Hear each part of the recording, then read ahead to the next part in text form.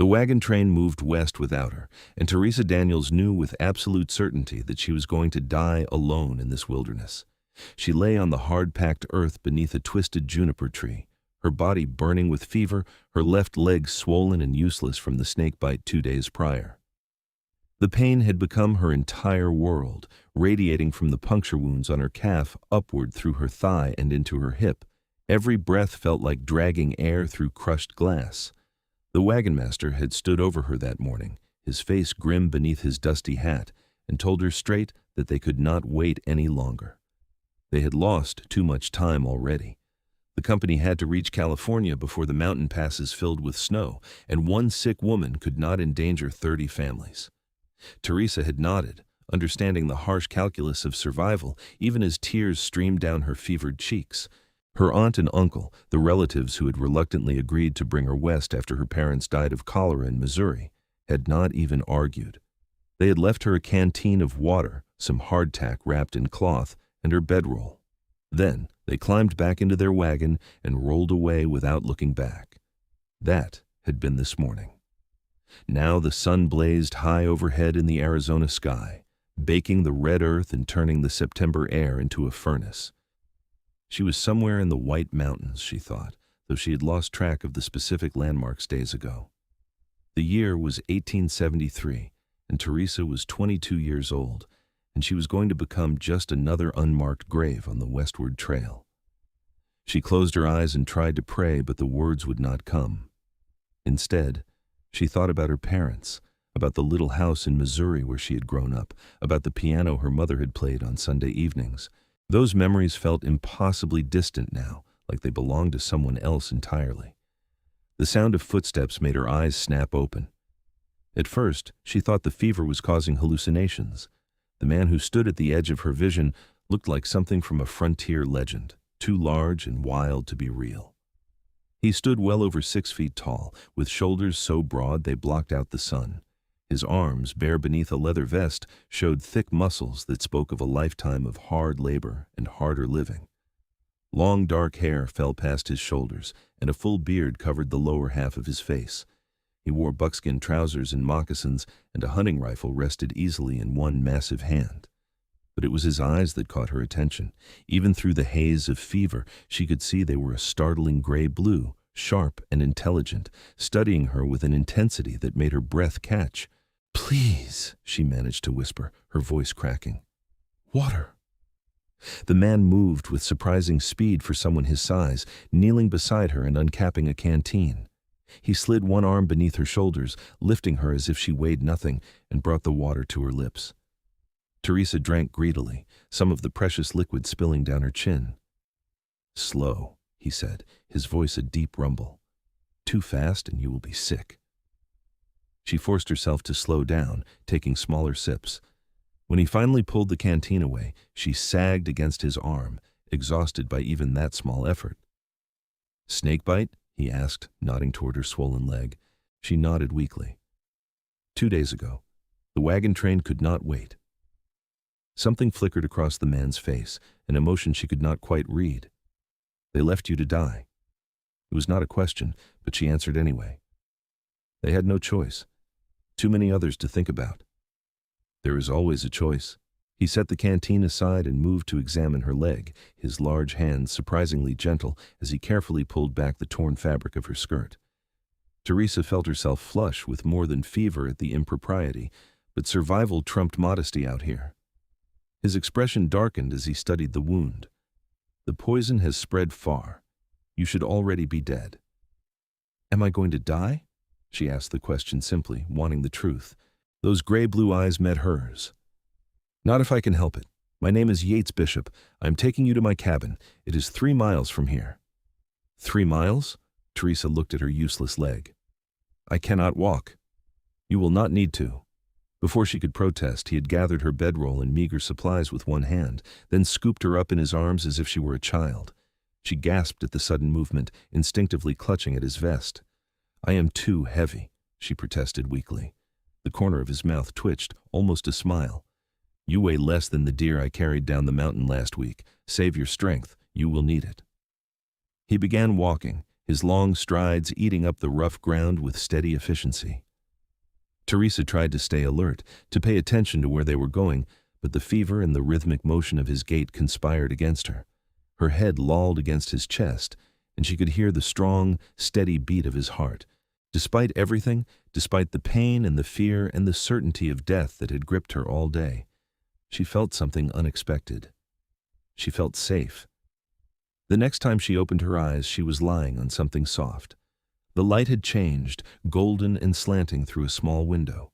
She blinked, trying to focus, and realized she was inside a cabin. The space was simple but well made, with log walls chinked tight against the weather and a stone fireplace where a fire crackled warmly. Herbs hung from the rafters, filling the air with a sharp, clean scent. Yates Bishop sat beside her on a rough wooden stool, grinding something in a mortar. When he noticed her eyes were open, he nodded. "Good. You're awake. I need you to drink this." "What is it?" Her voice came out as a raspy whisper. "Herbs, willow bark for the fever, echinacea root, and some other things. It will taste terrible." He helped her sit up enough to drink from the cup he offered. He had not lied about the taste. The liquid was bitter beyond belief, and she gagged on the first swallow. "All of it," he said firmly. "Every drop."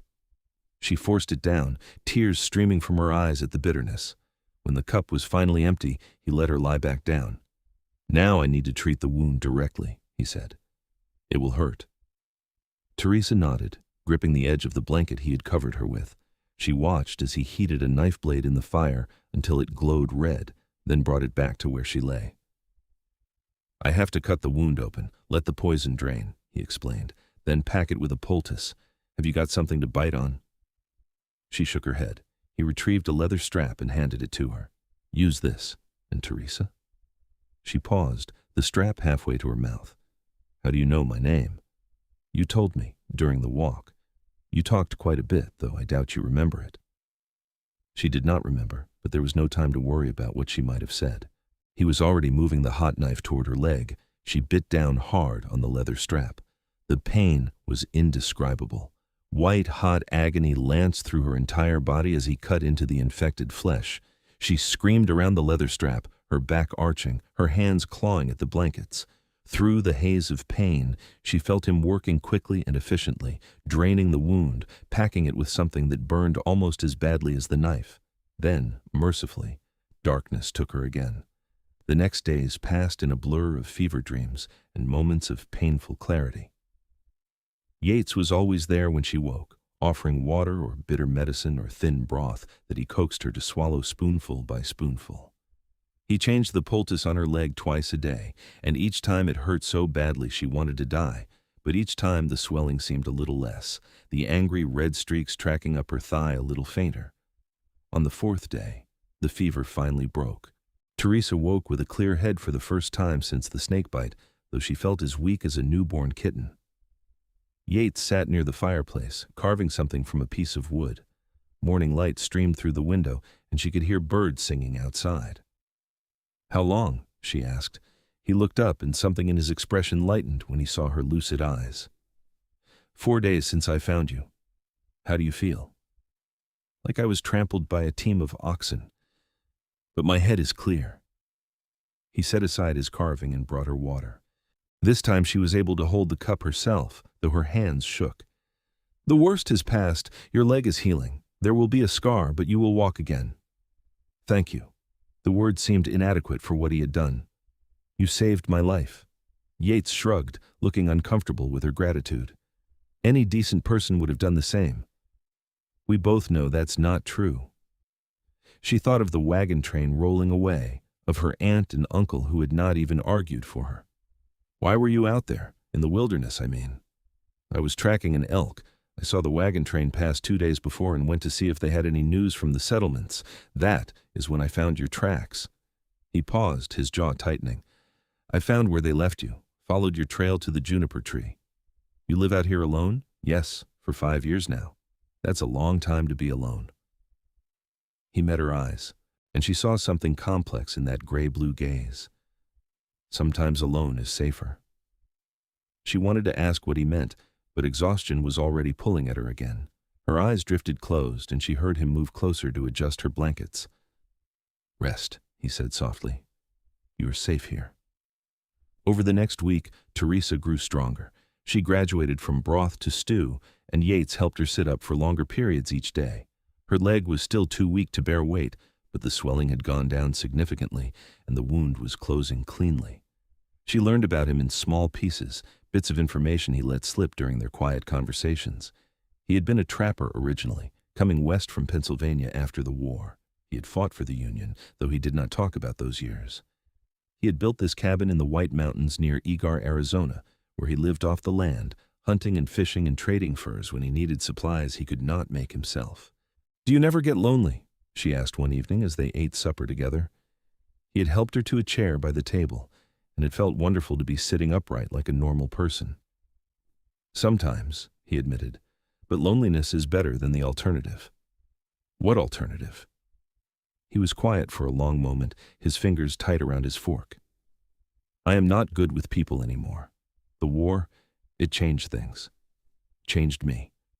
Out here, I cannot hurt anyone." Teresa studied his face, seeing the shadows that haunted those striking eyes. "You have been nothing but gentle with me. You needed help. That is different." "Is it?" She reached across the table, her small hand covering his much larger one. "Yates, whatever you think you are, whatever the war made you, the man who saved me is good.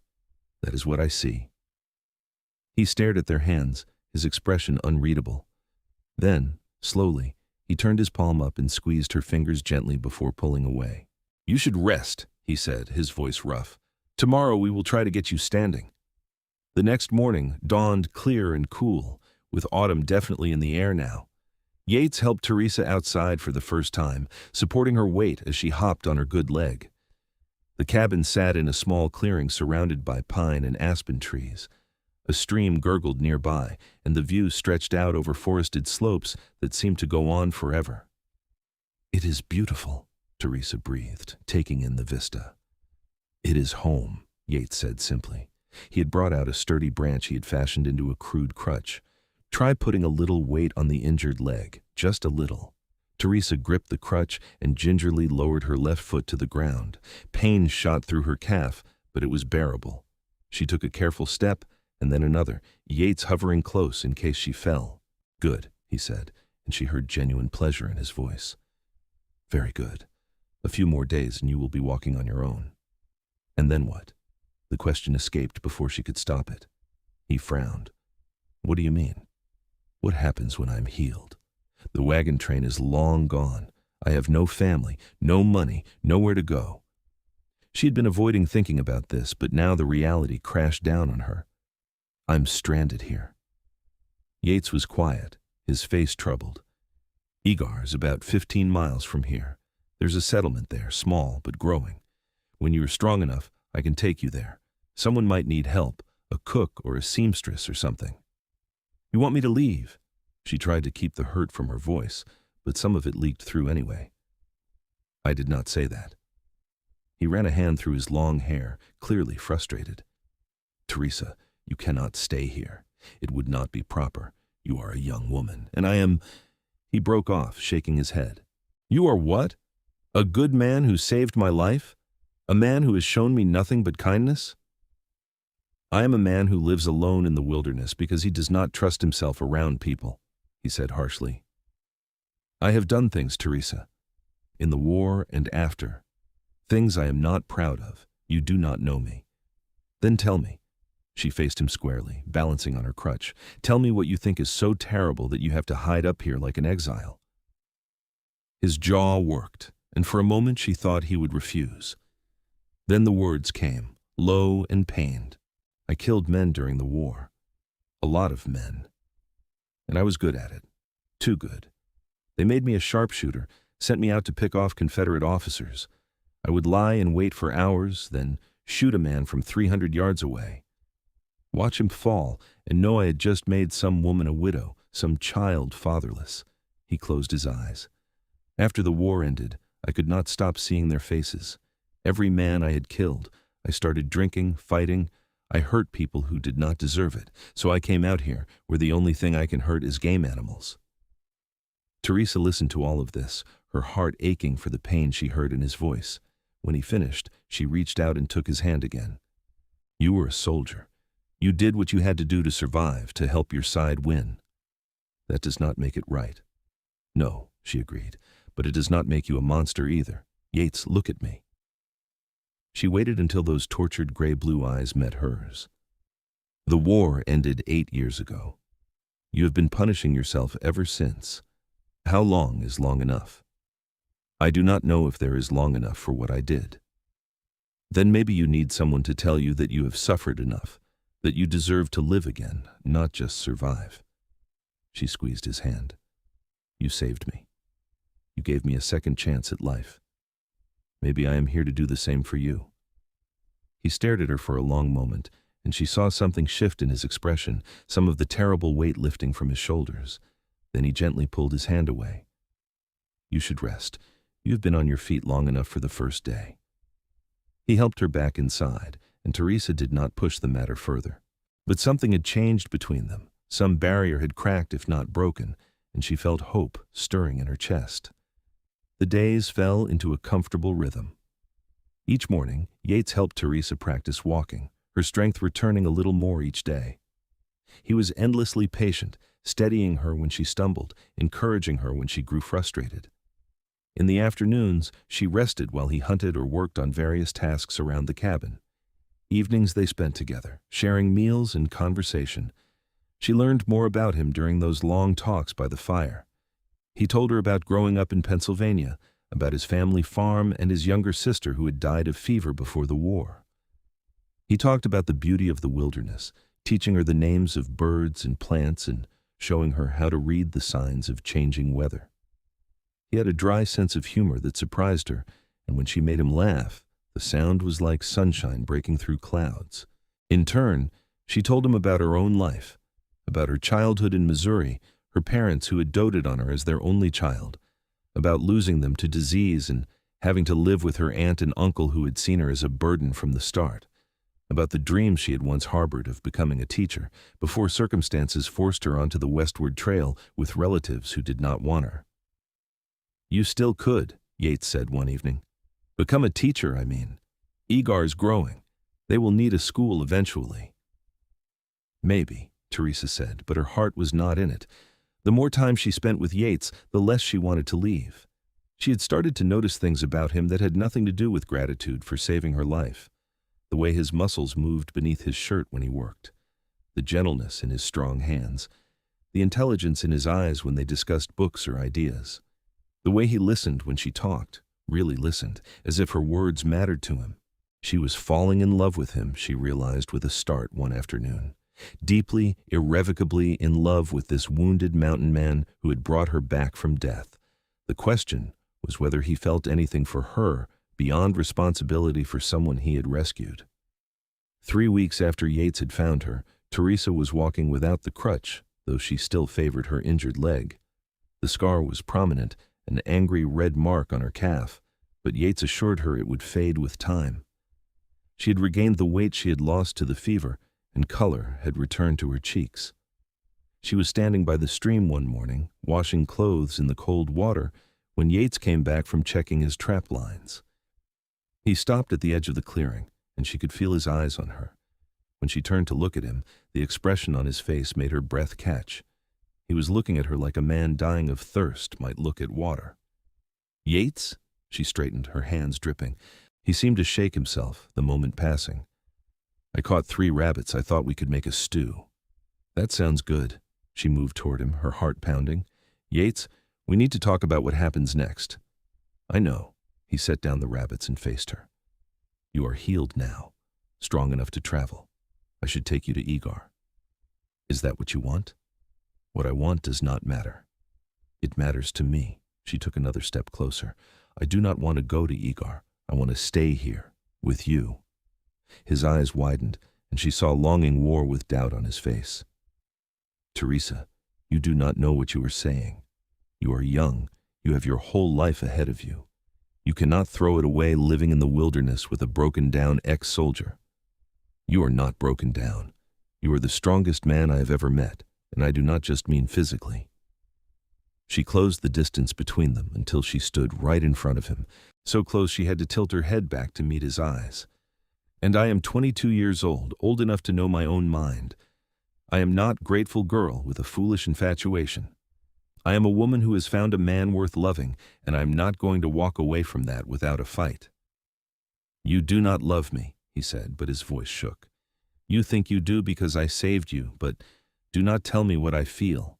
She reached up and cupped his bearded face in her hands. "Yes, you saved my life. But that is not why I love you. I love you because you are kind and gentle despite everything you have been through. I love the way you see beauty in these mountains. I love your laugh when I finally coax it out of you. I love how you listen to me talk about books as if my opinions matter. I love you, Yates Bishop, and I think you love me too, even if you are too scared to admit it." "Scared?" He caught her wrists, his hands engulfing hers, but he did not pull them away from his face. "Yes, I'm terrified. Terrified that I will fail you somehow, that you will wake up one day and realize you have wasted your youth on a man who does not deserve you." "You deserve to be loved," Teresa said fiercely. "You deserve to be happy, and I deserve to make my own choices. I choose you. I choose this life. I choose us. The only question is whether you choose me too." For a moment, he just stared at her, his gray blue eyes searching her face. Then, with a sound that was half groan, half surrender, he pulled her against him and kissed her. It was not a gentle kiss. It was fierce and hungry, filled with weeks of suppressed longing and need. Teresa melted into him, her arms going around his neck, kissing him back with everything she had. His arms wrapped around her waist, lifting her off her feet as if she weighed nothing, and she made a small sound of pleasure against his mouth. When they finally broke apart, both breathing hard, he rested his forehead against hers. "I do choose you," he said roughly. "God help me, I choose you. I love you, Teresa. I've been fighting it since the moment you opened your eyes and looked at me, but I cannot fight it anymore." "Then don't," she whispered. "Just love me. Let me love you. That is all I want." He kissed her again, softer this time, tender in a way that made her heart ache. When he pulled back, his eyes were bright with emotion. "Marry me," he said. "I do not have much to offer. Just this cabin in these mountains and a man who is rough around the edges. But I swear I will spend every day trying to make you happy." "Yes." She laughed through the tears that were suddenly streaming down her face. "Yes, of course, yes." He spun her around and she laughed harder, clinging to his shoulders. When he set her down, they were both grinning like fools. "We will have to go to Egar to find someone to marry us," Yates said. "A preacher or a judge. I do not care who does it, as long as it gets done." Teresa pulled him down for another kiss. They made the journey to Egar a week later, riding double on Yates's sturdy horse. The settlement was indeed small, just a handful of buildings clustered around a main street, but it had what they needed. The local minister was happy to perform the ceremony, though he raised his eyebrows at Teresa's simple dress and Yates's buckskins. They spoke their vows in a tiny church with rough wooden benches, with the minister's wife and the town blacksmith as witnesses. Yates had cleaned up as much as he could, trimming his beard and pulling his long hair back, but he still looked wild and untamed. Teresa did not care. When he slid a simple gold band onto her finger, a ring he had bought from the settlement's general store, she felt like the luckiest woman alive. "I pronounce you man and wife," the minister said. "You may kiss your bride."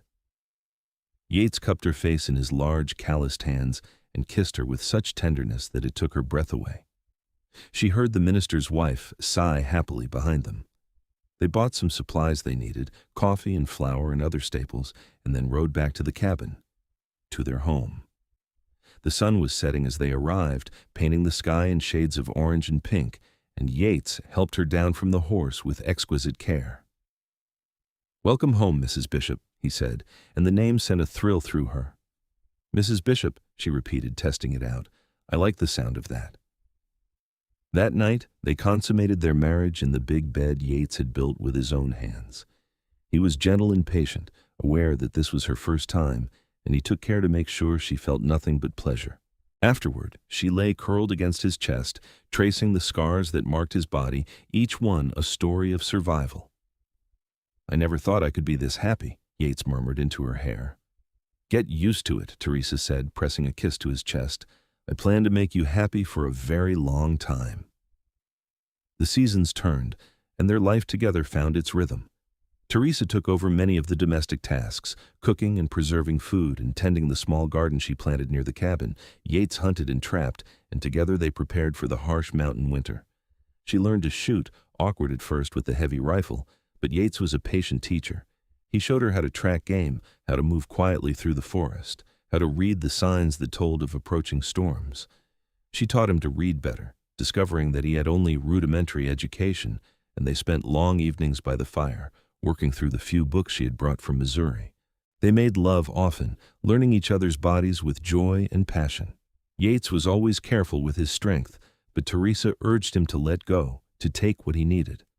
She loved the way he looked at her, as if she were something precious and miraculous. She loved the feel of his muscled arms around her, the rumble of his voice when he whispered her name in the darkness. Winter came hard and early that year, blanketing the mountains in snow. They were snowed in for weeks at a time, but Teresa did not mind. She had everything she needed within the warm walls of their cabin. They talked and laughed and made love and simply existed together. And it was enough. More than enough. It was everything. Spring arrived in a rush of meltwater and new growth, and with it came a discovery. Teresa had been feeling ill in the mornings, her stomach rebelling against breakfast. At first, she thought it was something she had eaten, but when her monthly courses failed to arrive, she realized what it meant. She was pregnant. She broke the news to Yates one evening as they sat together watching the sunset. He had been telling her about spotting a mother bear with cubs that afternoon, and she waited until he finished before speaking. "Yates, I have something to tell you." He must have heard something in her tone because he turned to her immediately, concern shadowing his eyes. "What is wrong? Are you ill?" "Not ill exactly." She took his hand and placed it on her still flat stomach. "I'm going to have a baby. We are going to have a baby." His eyes went wide, and for a moment he seemed frozen. Then a smile broke across his face, transforming his usually serious features into something radiant. "A baby?" he said it wonderingly, as if he could not quite believe it. "Truly?" "Truly. Probably sometime in late October, if I am calculating correctly." He let out a whoop that startled her, then swept her into his arms and spun her around. "We are going to have a baby! Yates!" she laughed, clinging to him. "Put me down before you drop me." He set her down but immediately knelt before her, pressing his face to her stomach. "Hey there, little one," he said softly. "I am your father. I cannot wait to meet you." Teresa felt tears prick her eyes as she ran her fingers through his hair. This man, this beautiful, wounded, wonderful man, was going to be a father. Their child would be so loved. The pregnancy progressed smoothly, though Yates became almost comically protective. He insisted she rest more, do less, let him handle all the heavy work. Teresa alternated between exasperation and affection at his hovering. When her belly began to swell, he would spend hours with his hand pressed against it, marveling at the life growing inside her. "What if I'm not a good father?" he asked one night, his voice troubled. Teresa shifted in bed to look at him. "What makes you think you would not be?" "My own father was hard. Quick to anger, quick with a strap. What if I'm like that?" "You are nothing like that," Teresa said firmly. "Yates, I've seen you nurse injured animals back to health and release them. I have seen you spend an hour carving a whistle from a piece of wood just to make me smile. You are gentle and patient and good. You're going to be a wonderful father." He pulled her close, his hand protective over her swollen belly. "I hope you're right." "I am always right," she teased. "You should know that by now." As fall approached, Yates made the trip to Egar to speak with the one woman in the settlement who served as midwife. She agreed to come stay with them as Teresa's time grew near, and Yates built a small addition to the cabin to give her a place to sleep. The midwife, a weathered woman named Martha, arrived in mid-October and settled in to wait. She and Teresa got along well, and Martha seemed charmed by Yates despite his rough appearance. "You got yourself a good one," she told Teresa one afternoon while the men were out. "Not many husbands dote on their wives the way he does." "I know," Teresa said, smiling. "I am very lucky." The labor began on a cool October evening, 3 days after Martha's arrival. Teresa's water broke while she was making supper, and suddenly everything became real in a way it had not been before. Yates went pale when Martha ordered him out of the cabin. "I am not leaving her." "You will be in the way," Martha said briskly. "This is women's work." "I do not care. I am staying." He looked at Teresa, his eyes pleading. "If you want me to go, I will, but I would like to stay." Teresa, already feeling the first real contractions, reached for his hand. "Stay, please." So he stayed, holding her hand through the long hours of labor, wiping her face with cool cloths, murmuring encouragement when she was sure she could not bear any more pain. Martha directed the process with calm efficiency, and as the night wore on, Teresa clung to Yates like an anchor in a storm. Finally, as dawn light was beginning to filter through the windows, Martha said, "One more push, Teresa. Give me one more good push." Teresa bore down with the last of her strength, and suddenly there was a release of pressure, and then the most beautiful sound in the world. A baby's cry. "It is a girl," Martha announced, holding up a tiny, squalling infant. "A healthy baby girl." Teresa fell back against the pillows, exhausted and euphoric. Yates was staring at the baby with an expression of absolute wonder. Martha cleaned the baby quickly and wrapped her in a soft blanket, then placed her in Teresa's arms. Teresa looked down at her daughter and felt her heart expand in ways she had not known were possible. The baby had a dusting of dark hair and Yates's blue-gray eyes, and she was perfect. "Hello, little one," Teresa whispered. "I am your mama." Yates reached out with one finger to stroke the baby's impossibly soft cheek. His hand was shaking. "She is beautiful," he said, his voice thick with emotion, "just like her mother. Do you want to hold her?" He looked terrified at the prospect, but he nodded. Teresa showed him how to support the baby's head, and then their daughter was in his arms. Yates looked down at her with an expression of such fierce love and protectiveness that it brought fresh tears to Teresa's eyes.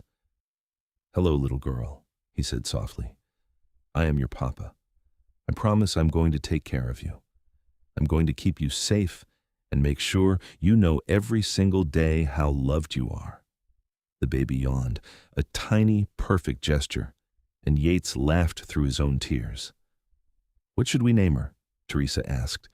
They had discussed names but had not decided on anything definite.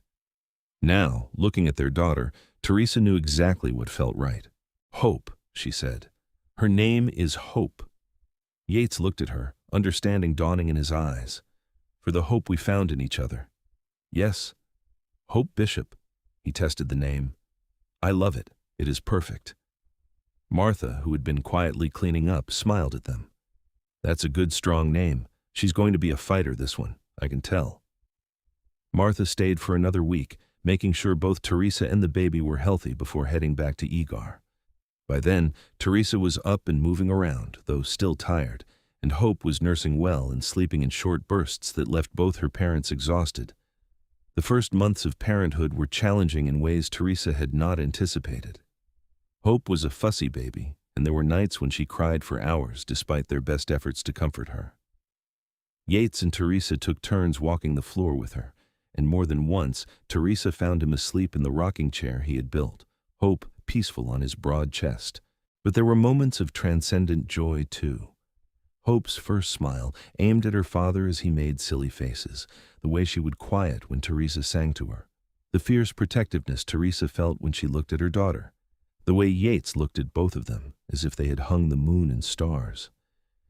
"I never knew I could love like this," he told Teresa one night after they had finally gotten Hope to sleep. "I thought the war had burned it all out of me.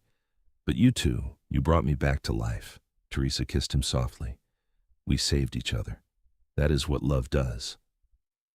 The seasons turned again, and Hope grew from a tiny infant into a curious, active baby. She had her father's eyes and her mother's smile, and she was fearless in a way that terrified both her parents. By the time she was a year old, she was toddling around the cabin on unsteady legs, getting into everything. Yates baby proofed the cabin as best he could, but Hope had a talent for finding the one thing that was dangerous. Teresa spent her days chasing after their daughter, collapsing into bed each night exhausted but happy. One evening, as they sat together watching Hope play with wooden blocks Yates had carved for her, Teresa said, "I have been thinking." "About what?" About having another baby. Yates looked at her in surprise. Already? Hope is only a year old. I know, but I always wanted several children. I hated being an only child.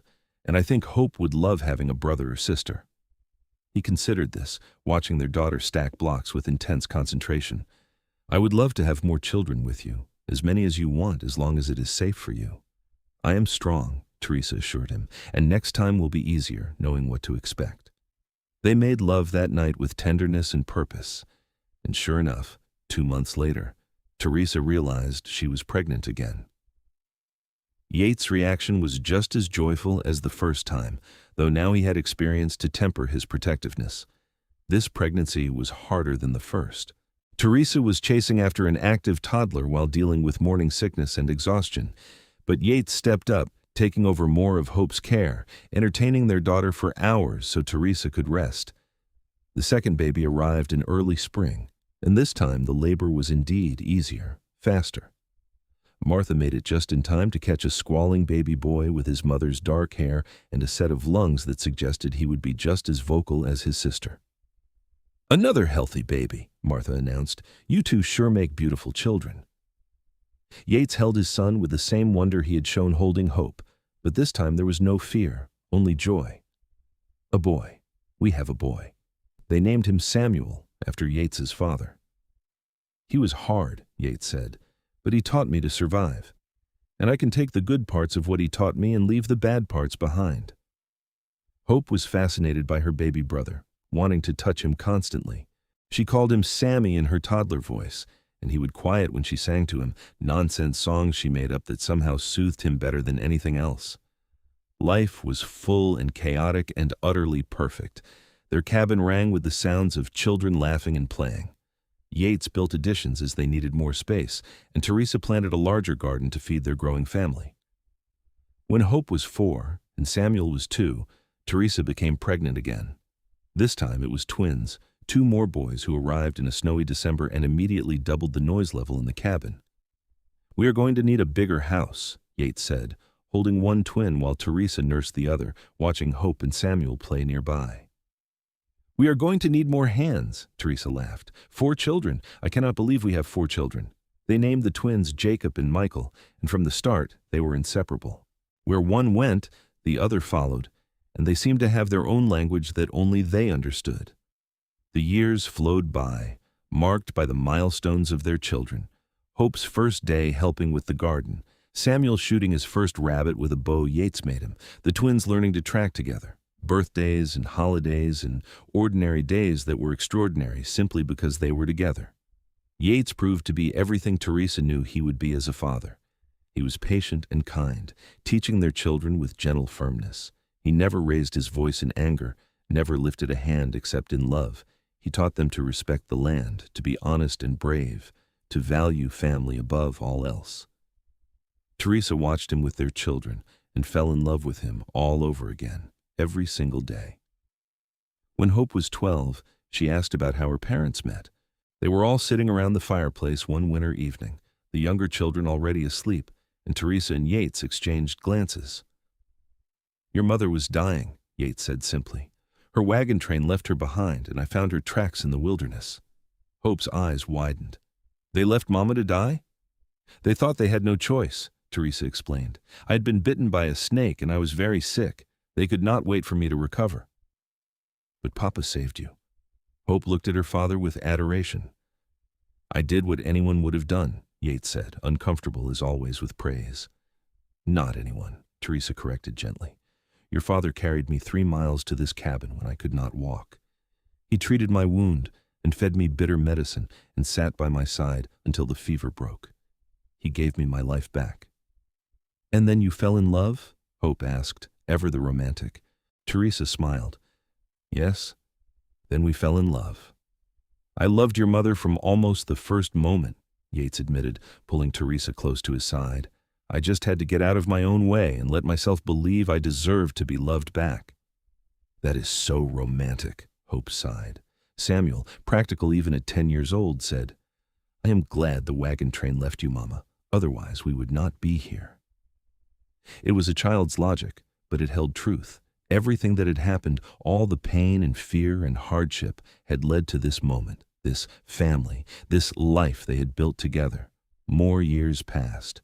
Hope grew into a beautiful young woman with her mother's intelligence and her father's strength. Young men from Egar started finding excuses to visit, but Yates grumbled about every single one, until Teresa laughed and told him he could not keep their daughter locked in the mountains forever. "I can try," he muttered, but his eyes were fond. Samuel became a skilled hunter and tracker, often accompanying his father on longer expeditions. The twins grew into identical mischief makers who kept everyone on their toes. On their 20th wedding anniversary, Yates surprised Teresa by taking her on a trip back to the juniper tree where he had found her all those years ago. They rode out together on a cool September morning, leaving the children in Hope's capable care. The tree was still there, gnarled and twisted, looking exactly as Teresa remembered. Yates helped her dismount, and they stood together looking at the spot where she had once lain dying. "Do you ever wonder what would have happened if I had not found you?" Yates asked quietly. "No," Teresa said firmly, "because you did find me. Everything else is just speculation." She turned to face him, taking both his hands. "This is what matters. This life we have built, these children we have raised, this love we share. 20 years, Yates, and I love you more today than I did the day we married." "I love you more than I have words to express," he said, pulling her close. "You took a broken man living in exile and gave him a reason to live again. You gave me a family, a home, a purpose. You gave me everything." "You gave me everything first," she countered. "You gave me life. Everything else flows from that." He kissed her there under the juniper tree, and it felt like completing a circle. From death to life, from loneliness to love, from despair to hope. They made love right there in the wilderness, christening the spot where their story had begun with a celebration of where it had led them. Afterward, lying in his arms with the sun warm on her face, Teresa thought about the girl she had been, left behind to die by people who should have protected her. That girl was gone. In her place was a woman who knew her own strength, who had built a life she was proud of, who had loved and been loved beyond measure. "Thank you," she whispered. "For what?" "For following my tracks, for not turning away, for choosing me." "Always," Yates said simply. "I will always choose you." They rode back to the cabin as the sun was setting, painting the sky in shades of gold and crimson. They could hear the children before they saw them, their voices raised in laughter and argument, and Yates grinned. "Home," he said. "Home," Teresa agreed. Hope met them at the door, Samuel and the twins tumbling around behind her. "You're back. We made dinner, but the twins dropped the salt in it, so it might be a little salty." "I'm sure it will be delicious," Teresa said diplomatically. They sat down to the oversalted stew as a family, talking over each other, laughing, living. This was everything Teresa had never known she wanted, everything she had never dared to dream of during those dark hours under the juniper tree. The years continued to unfold. Hope married a good man from Egar, a rancher's son who was gentle and hard-working and clearly adored her. Teresa cried at the wedding, and Yates held her hand so tight she thought her bones might break, but he gave their daughter away with grace. Samuel built his own cabin a few miles from theirs, staying close to the mountains he loved. The twins were still deciding what they wanted to do with their lives, but they were in no hurry, content to help their father and explore the wilderness. Teresa and Yates grew older together, their hair going gray, their bodies showing the wear of hard work and many years. But they still looked at each other with the same love, still reached for each other in the night, still found joy in the simple act of being together. Hope gave them their first grandchild, a little girl she named Teresa. Yates cried when he held his granddaughter for the first time, this tiny life that carried on their legacy. "We did this," he marveled to Teresa that night. "This family, this life, it all started because I found your tracks in the wilderness." "No," Teresa corrected gently. "It started because you cared enough to follow those tracks, because you saw someone in need and chose to help. That is who you are, Yates Bishop. That is who you have always been." On their 25th anniversary, their children threw them a celebration. The cabin was packed with people, not just their own family, but friends from Egar and neighboring settlements. Martha the midwife was there, ancient now but still spry, regaling anyone who would listen with the story of delivering hope in a snowstorm. "To Mama and Papa," Hope said, raising her glass, "for showing us what love looks like, for building a home where we always knew we were safe and cherished, for being the best parents anyone could ask for." "Here, here," the others chorused. Teresa looked around at all these faces, all these people who existed because a wagon train had left her behind, and a mountain man had followed her tracks. She thought about the intricate web of choices and chances that had led to this moment. She thought about the girl she had been, alone and dying, who had been given a second chance at life. She thought about the man who had been so broken he had exiled himself to the wilderness, who had been given a second chance at love. And she thought about all the chances they had taken, all the choices they had made, all the moments big and small that had brought them to this place of love and laughter and family. Yates squeezed her hand under the table, and she turned to meet his eyes. Even after all these years, even with the gray in his beard and the lines around his eyes, he still took her breath away. "Happy?" he asked softly. "Happy," she confirmed. "So incredibly happy." That night, after everyone had gone home and the cabin was quiet again, they sat together on the porch and looked out at the stars. "Do you ever regret it?" Yates asked. "Choosing this life instead of going to California, becoming a teacher, all the things you might have done?" Teresa did not even have to think about her answer. "Not for a single second. This is exactly where I'm supposed to be. With you. Always with you." He pulled her close, and they sat in comfortable silence, listening to the night sounds of the forest, breathing in the cool mountain air. "I love you," he said finally. "I love you too." Simple words, but they held everything. A lifetime of love, of choosing each other every single day, of building something beautiful from the ashes of their separate tragedies. The wagon train had left Teresa behind to die, but Yates had found her tracks and brought her in. He had given her life, and she had given him purpose. Together, they had created a family, a legacy, a love story that would be told around fires for generations. Years later, when they were old and gray and their children were having children of their own, Teresa and Yates still took walks together through the mountains. They moved slower now, their bodies feeling the weight of all those years, but they still held hands like newlyweds. One spring morning, they walked out to the juniper tree one last time. It had been decades since that first return visit on their anniversary, but the place still held meaning for them. "Do you remember?" Teresa said, settling carefully beside the gnarled trunk. "How I could not even stand when you found me here?" "I remember every detail," Yates said, easing down beside her with a grunt. "The way the sun caught your hair, the fever in your eyes, how light you felt when I picked you up, like you had already given up your hold on this world." "I had," Teresa admitted. "I was ready to die. I had accepted it. I am glad you were too weak to argue when I decided otherwise." She laughed, the sound still bright despite her years. "I am glad too." They sat quietly for a while, soaking in the warmth of the sun, listening to the birds sing in the branches above. "Yates," Teresa said finally, "I want you to know that these have been the best years of my life. Every single one of them. Even the hard times, the times when money was tight or the children were sick or the winters seemed too long. All of it was perfect because I spent it with you." He took her hand, his grip still strong despite the arthritis that plagued his joints. "You are the best thing that ever happened to me. You gave me a reason to be human again, to love again, to live again." "We saved each other," Teresa said softly. "That is what I have always believed. You saved my body, and I saved your soul. And together, we saved each other's hearts." "That sounds about right." He leaned over and kissed her temple.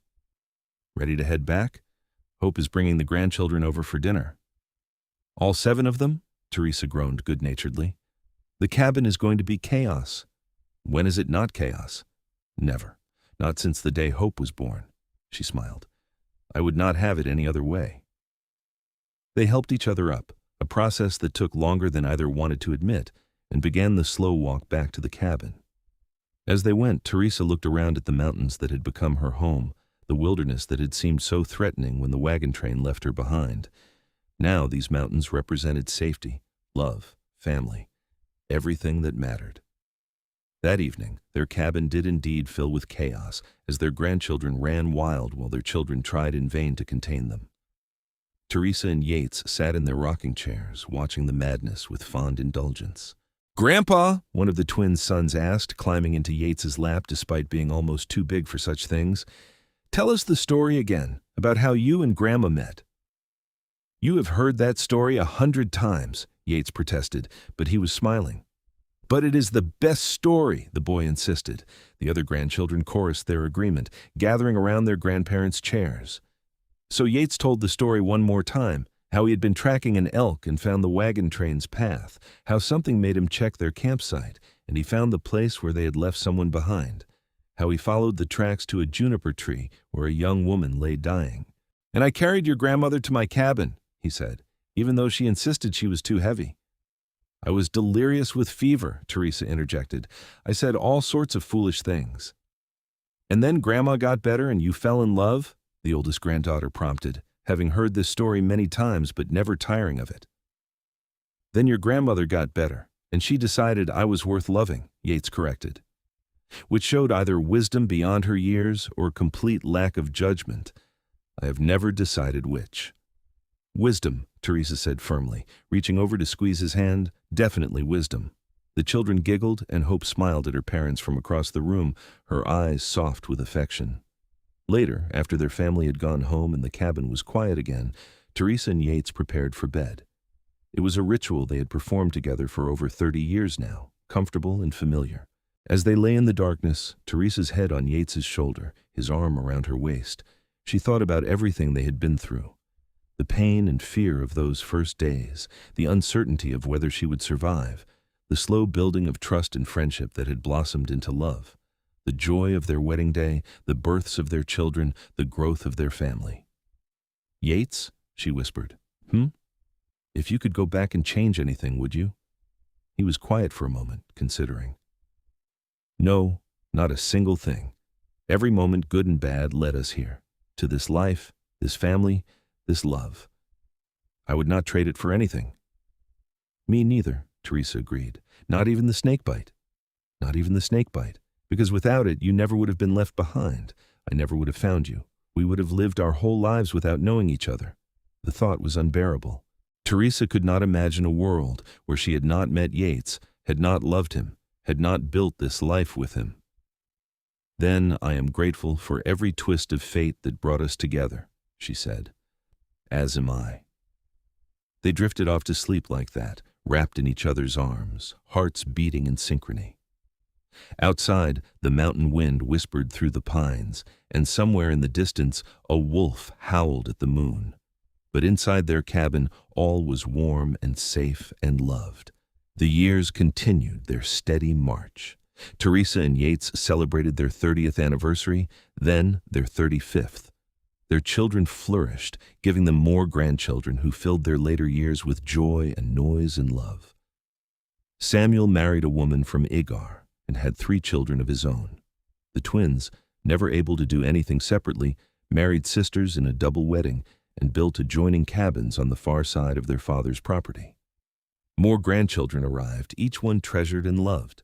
Hope's daughter Teresa grew into a young woman who reminded everyone of her grandmother, with the same fierce spirit and kind heart. She became a teacher, achieving the dream her grandmother had once harbored, and Teresa Sr. could not have been more proud. As they entered their 4th decade together, age began to slow them both down. Yates's joints ached more in the mornings, and Teresa tired more easily. But they adapted, accepting these changes as part of life's natural progression. One summer evening, as they sat on their porch watching the sunset, Yates said, "I have been thinking about building one more addition to the cabin." "Another addition? Whatever for?" "A room just for us, away from the main house, somewhere quiet where we can hear ourselves think when all the grandchildren visit." Teresa laughed. "You love the chaos and you know it." "I do," he admitted, "but sometimes I would also like to have a conversation with my wife without being interrupted 15 times. "Fair enough. Build your addition, but make it big enough for a comfortable bed. My back cannot take that old one much longer." He grinned. "Whatever you want, my love." True to his word, Yates spent the rest of that summer building a beautiful addition to the cabin. Their sons helped, and even some of the older grandchildren contributed. When it was finished, it had a large bedroom with a fireplace, big windows overlooking the mountains, and a wonderfully comfortable bed that Teresa immediately claimed as her favorite spot in the world. "This is perfect," she sighed, sinking into the soft mattress the first night. Yates joined her, pulling her close. "Only the best for you."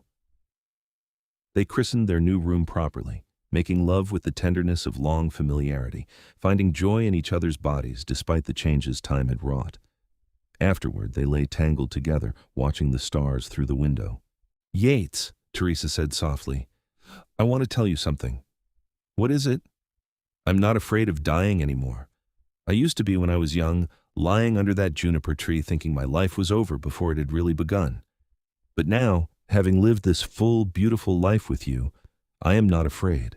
When my time comes, I will be ready." He was quiet for a long moment, his arms tightening around her. "I am not ready to lose you. You will not lose me. I will always be with you, in our children, in our grandchildren, in every corner of this life we built together. And besides," she added with a smile in her voice, "who says I'm going anywhere anytime soon? I plan to stick around and be a thorn in your side for many more years. You have never been a thorn in my side. You are the best part of me." They held each other as the night deepened around them, taking comfort in their closeness, in the steady rhythm of shared breath and heartbeat. When Teresa and Yates celebrated their 40th anniversary, their family threw an enormous celebration. It seemed like half of Egar showed up, along with friends from all over the territory. The cabin could not contain everyone, so they set up tables outside, and there was music and dancing and more food than anyone could eat. Martha the midwife had passed away 2 years prior, but her daughter was there, and she raised a toast to the couple who had defied all odds. 40 years, she said, her voice carrying over the crowd.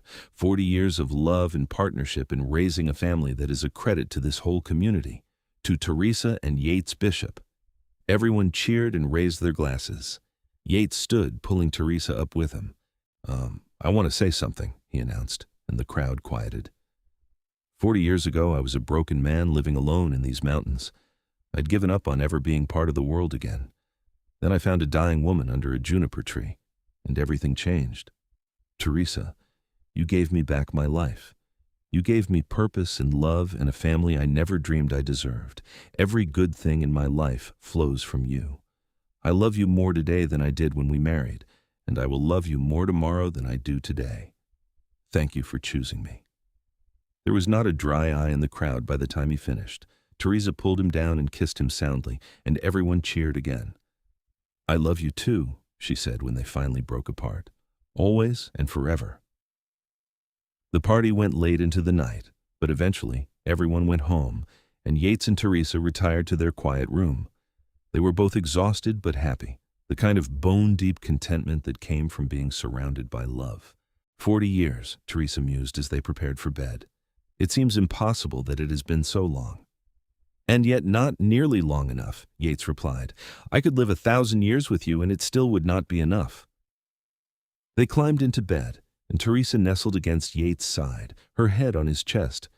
She could hear his heartbeat, strong and steady, the sound that had lulled her to sleep for decades. "Do you remember," she said drowsily, "how you used to worry that you would not be a good husband, a good father?" "I remember. You were wrong. You are the best husband, the best father, the best man I've ever known." She felt him press a kiss to the top of her head. "Only because I had you to show me how." They drifted off to sleep, two people who had found each other against all odds and built something beautiful and lasting. The next few years passed peacefully. Yates and Teresa settled into a comfortable old age, content to spend their days together in the mountains they had always loved. Their children visited regularly, bringing the grandchildren, and later the great-grandchildren, to see them. Teresa's health began to decline slowly. Nothing dramatic, just the gradual wearing down of a body that had lived a full and active life. Yates hovered, worried, but she waved away his concerns. "I am old," she told him matter-of-factly. "This is what happens. I am not complaining. I've had more years than I ever expected when I was lying under that juniper tree waiting to die." "You have many more years left," Yates insisted, but they both knew it was wishful thinking. On a cool autumn morning, Teresa woke feeling different. She could not explain it, but she knew deep in her bones that her time was coming. Instead of fear, she felt a sense of peace. She and Yates had breakfast together, and then she asked him to take her to the juniper tree one last time. "Are you strong enough?" he asked, concerned. "I will make myself strong enough. Please, Yates, I need to see it one more time." He could not deny her anything, so he helped her onto his horse, and they rode slowly to the spot where their story had begun. The journey took longer than it used to, but finally they arrived. The tree was even more gnarled and twisted now, weathered by decades of sun and wind and snow. But it was still there, still standing, a testament to endurance. Yates helped Teresa down, and they sat together beneath its branches, just as they had so many times before. "This is where it all started," Teresa said softly, looking around at the wilderness that surrounded them. "Where I thought my life was ending, but it was really just beginning." "You were so small and sick," Yates remembered. "I could not believe you had survived even as long as you had." "I survived because you found me, because you cared enough to follow my tracks, to bring me to your cabin, to sit by my side until I recovered." She took his hand. "Everything good in my life came from that one moment of kindness." "Teresa." "No, let me finish." She squeezed his fingers. "I want you to know that these have been the happiest years anyone could ask for. I have loved you with everything I am, and I have been loved in return. I have raised children and watched them raise their own children. I have lived in these beautiful mountains and seen the seasons turn 43 times. I have had everything I ever wanted and more. So much more." "You are talking like you're saying goodbye," Yates said, his voice rough with emotion. "I'm just saying thank you. For everything, for all of it." They sat there for a long time, holding hands, remembering. When the sun began to sink toward the horizon, Yates helped her back onto the horse, and they rode home. That night, Teresa asked Yates to hold her close. She fell asleep in his arms, listening to his heartbeat, feeling safe and loved. She did not wake up. Yates knew the moment she passed. 1 second her heart was beating against his chest, and the next there was only stillness. He held her for a long time, tears streaming down his face, unable to let go. "Thank you," he whispered into her hair. "Thank you for loving me. Thank you for giving me this life. Thank you for everything." When morning came, he finally moved, gently laying her body down and preparing her for burial. Their children came as soon as word reached them, and together they mourned the woman who had been the heart of their family. They buried Teresa on a hill overlooking the cabin, beneath a tall pine tree.